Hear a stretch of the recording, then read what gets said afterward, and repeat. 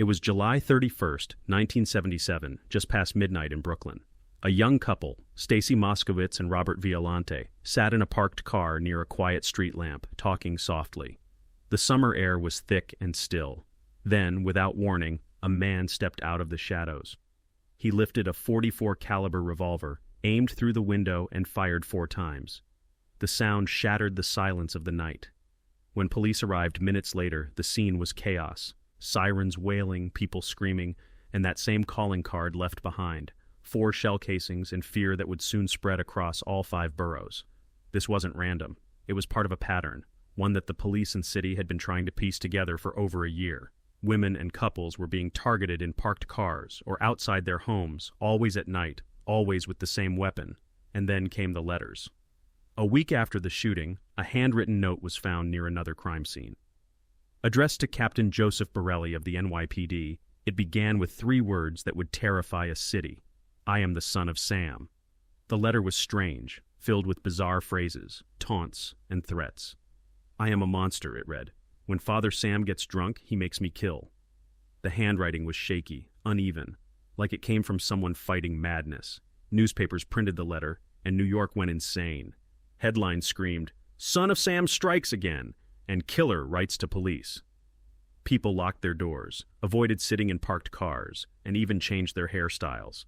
Because most of the victims were young women with long brown hair, the city was drowning in panic. But to understand how it got this bad, we have to go back to the very beginning. In 1976, the first victims were Donna Lauria and Jody Valenti. They were sitting in a car outside Donna's Bronx home when a man approached and shot them. Donna died instantly. He was smart, polite, and forgettable. He smiled at neighbors, paid his rent, and even helped old ladies carry groceries. But behind closed doors, his world was dark. He believed a demon spoke to him through his neighbor's dog, a black Labrador named Harvey. The voice told him to kill. At night, he drove through the city with his gun tucked under the seat, listening to police scanners and looking for victims. Each time he struck, the sense of control thrilled him, and each letter he wrote made him feel like a star. He loved seeing his name printed in the paper. But by late summer of 1907, that ego would become his downfall. One woman, Cecilia Davis, had seen something strange a few days before the final shooting. A man removing a parking ticket from his yellow Ford Galaxy near a crime scene. When police followed that lead, the car was traced to David Berkowitz. Detectives found an old parking ticket issued near one of the shootings. The address led them straight to Berkowitz's apartment building. At 10 p.m. on August 10, 1907, a team of NYPD officers surrounded the building on Pine Street. In the glove compartment of his car, they found a duffel bag containing a .4 caliber revolver, maps of shooting sites, and another letter addressed to the police, signed, once again, Son of Sam. When Berkowitz walked out of his apartment, he smiled and said, "What took you so long?" But what police found inside his apartment was even stranger. Walls covered with scribbled messages, hundreds of notes written to Father Sam, and references to demons and voices only he could hear. The reign of terror was finally over, or so they thought. Because in the weeks that followed, another letter arrived, postmarked after Berkowitz's arrest. It carried the same tone, the same phrases, and the same signature. I am still here. I am the son of Sam. When David Berkowitz was finally arrested in August 1907, New York City exhaled for the first time in over a year. After months of terror, curfews, and fear, the monster that called himself the Son of Sam had been caught. But even as police led him away, the mystery deepened. Because Berkowitz didn't look like the devil the city had imagined, he looked like the guy next door. Ordinary, polite, unremarkable, the kind of man who might hand you your mail in the morning. Still, the evidence was undeniable. The .44 caliber revolver in his glove compartment matched every bullet from the murder scenes.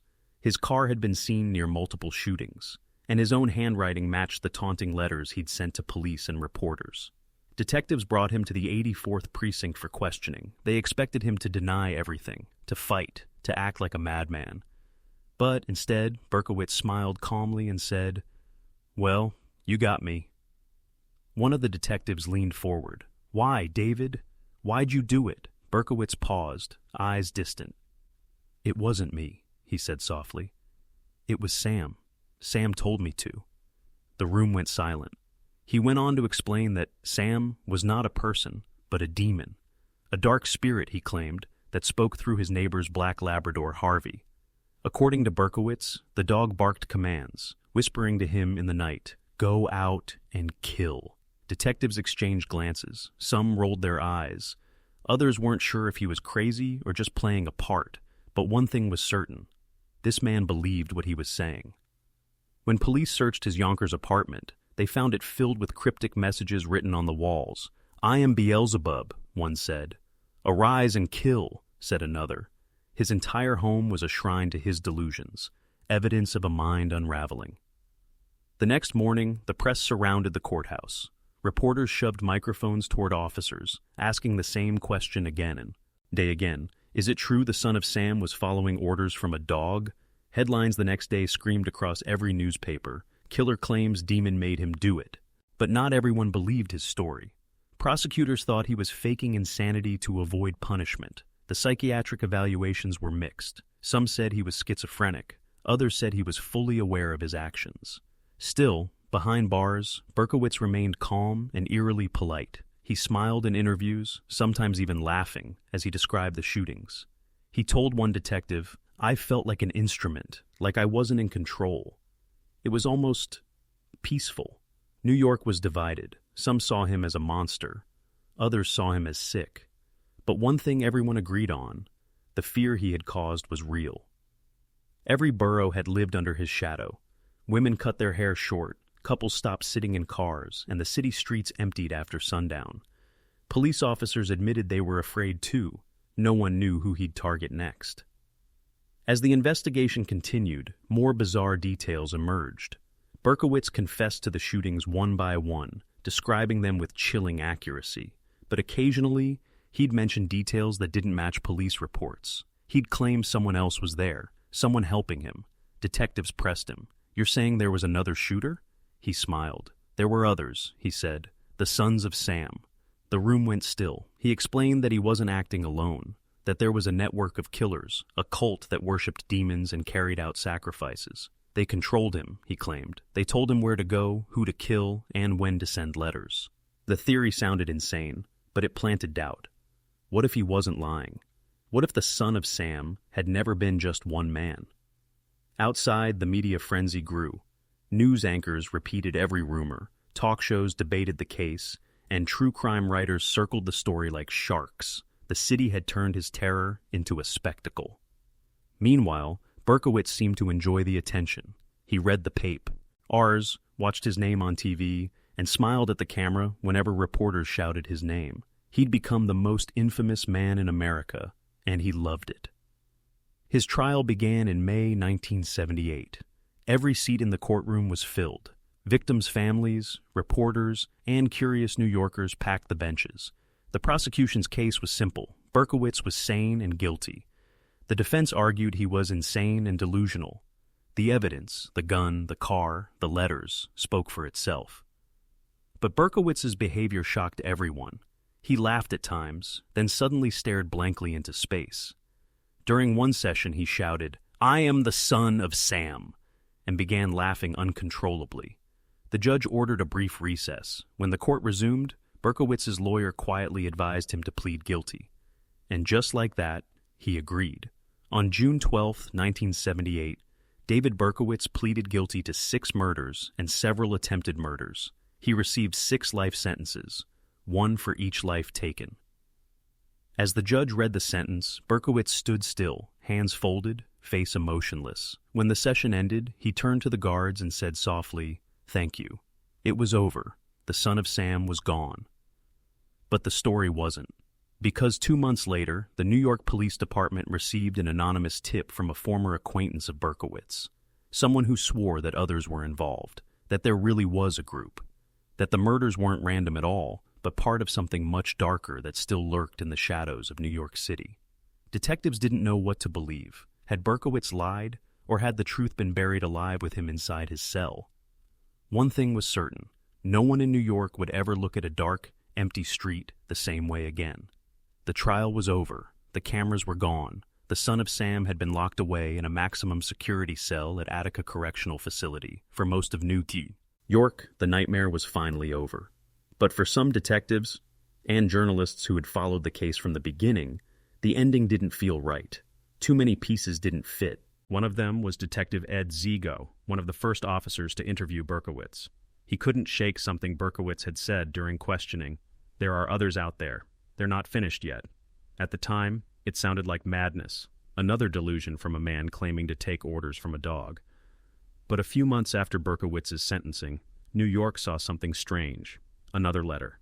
It wasn't signed by Son of Sam, but it carried the same tone. Taunting, mocking, cryptic.